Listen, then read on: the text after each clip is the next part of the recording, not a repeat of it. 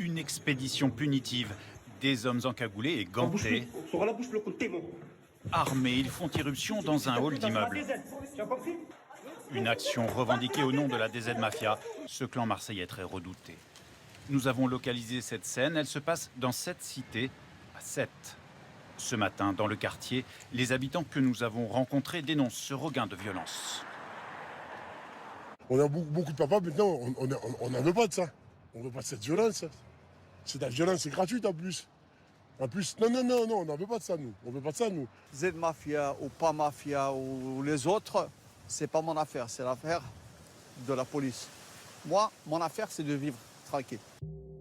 La DZ Mafia, une organisation criminelle habituée des réseaux sociaux, comme l'explique ce policier.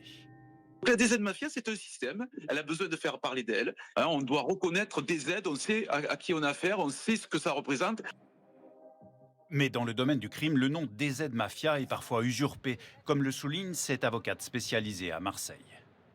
Je crois qu'aujourd'hui, la DZ Mafia, c'est le fourre-tout. Hein. Moi, je vais en garde à vue, je défends un petit jeune, il me dit « Est-ce que vous croyez que ça fait bien si je dis que je fais partie de la DZ Mafia ?» Mais je dis « Vous en faites partie ?» Il me dit « Non, pas du tout. » Mais il paraît que ça fait bien, on m'a dit de dire ça dans le quartier. Vous voyez, on marche sur la tête aujourd'hui. La DZ Mafia, ça devient un fantasme. Selon l'Office anti-stupéfiants, ce nom est utilisé pour susciter la peur et faire pression. Son aura grandissante en France pousse des délinquants à revendiquer sans fondement leur appartenance à l'organisation.